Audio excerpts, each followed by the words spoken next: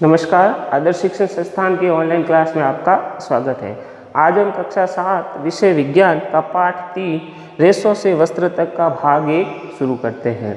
तो जैसे कि हमने कक्षा 6 में रेशों के बारे में पढ़ रखा है, तो हम देखते हैं कि हम चाहे कोई रुई का टुकड़ा लेवे या कोई सूती कपड़ा लेवे या जैसे कोई धागा लेवे, तो इस धागे को हम थोड़ा सुलझाने की कोशिश करते हैं तो इसमें हमें पतले पतले और छोटे छोटे तंतु दिखाई देते हैं, बहुत ही पतले पतले तंतु दिखाई देते हैं। ये पतले पतले जो तंतु हैं वो अपने रेशे कहलाते हैं। तो धागे या वस्त्रों में जो पतले पतले तंतु दिखाई देते हैं वो रेशे कहलाते हैं। अब जैसा कि हमने पिछली कक्षा में पढ़ रखा है कि रेशे जो है वो 2 प्रकार के होते हैं, एक प्राकृतिक रेशे और दूसरे कृत्रिम रेशे। अब प्राकृतिक रेशे तो वे रेशे होते हैं जो हमें प्रकृति से, मतलब कि जंतुओं और पादपों से प्राप्त होते हैं, वो प्राकृतिक रेशे कहलाते हैं। और कृत्रिम रेशे ऐसे रेशे जिन्हें मानव द्वारा फैक्ट्रियों में बनाया जाता है वो कृत्रिम रेशम कहलाते हैं, रेशे कहलाते हैं। अब कृत्रिम रेशों के उदाहरण में देखें तो रेयॉन, पॉलिएस्टर, नायलॉन, डेक्रोन, ये कृत्रिम रेशे हैं जिन्हें मानव द्वारा फैक्ट्रियों में बनाया जाता है। लेकिन प्राकृतिक रेशों की बात करें तो ये प्रकृति से प्राप्त होते हैं, मतलब कि जंतुओं और पादपों से। तो इस प्रकार प्राकृतिक रेशे जो है वो 2 प्रकार के हो जाते हैं, एक जांतव रेशे और दूसरे पादप रेशे।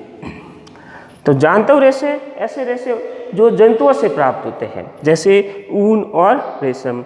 पादप रेशे जो पादपों से प्राप्त होते हैं, जैसे रुई है, मूंज है, जूट है, ये। तो अब अपन इस पाठ में जांतव रेशे ऊन और रेशम के बारे में पढ़ेंगे। तो अपने पहले शुरू करते हैं ऊन के बारे में। जांतव रेशे ऊन। तो ऊन जो है वो भेड़, बकरी, याक और कुछ अन्य जानवरों के बालों से प्राप्त होती है। तो भेड़, बकरी, याक और कुछ अन्य जंतुओं से ऊन प्राप्त की जाती है। ऊन प्रदान करने वाले जो जंतु होते हैं उनके शरीर पर लंबे लंबे बाल होते हैं, ठीक है, उनका शरीर पूरा लंबे लंबे बालों से ढका रहता है। अब ये लंबे लंबे बालों के बीच में हवा फंसी रहती है और हम जानते हैं कि हवा जो है वो ऊष्मा की कुचालक होती है, ताकि उनके शरीर की जो ऊष्मा है वो बाहर नहीं निकल सके और उनका शरीर गर्म रहे। तो जैसा हमने देखा कि याक जो है, जो बर्फीले इलाकों में रहते हैं, भालू, याक, उनके शरीर पर लंबे लंबे बाल होते हैं। तो उन लंबे लंबे बालों के बीच में वायु फंसी रहती है और वायु जो है ऊष्मा की कुचालक होने के कारण उनके शरीर की ऊष्मा बाहर नहीं आ पाती और उनका शरीर गर्म रहता है। तो ये जो बाल है इन जंतुओं को गर्म रखते हैं। अब भेड़ की जो रोएदार त्वचा होती है उस पर 2 प्रकार के रेशे होते हैं, एक तो कड़क डाढ़ी जैसे बाल होते हैं और दूसरे मुलायम बाल होते हैं। तो ये जो मुलायम बाल होते हैं वो कार्टिक ऊन कहलाती है और इन्हीं से ऊन प्राप्त की जाती है।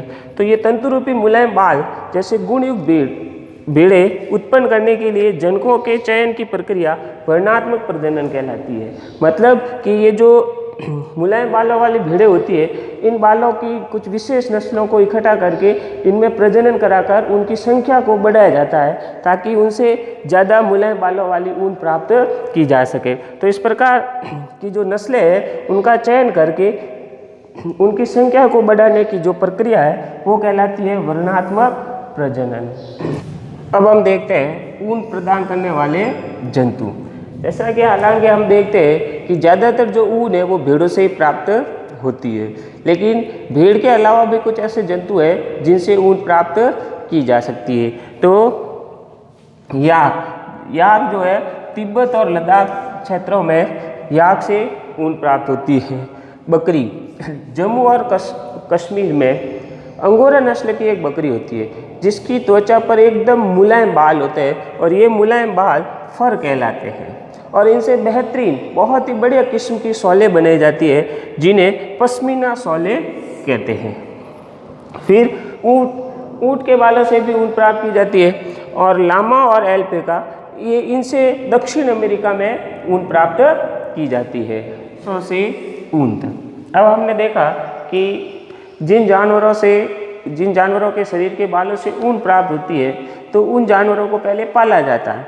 जैसे भेड़ के बारे में बात करें तो ऊन प्राप्त करने के लिए भेड़ों का पालन किया जाता है, ठीक है। फिर उनके बालों को काट कर और उन्हें संसाधित करके ऊन बनाई जाती है।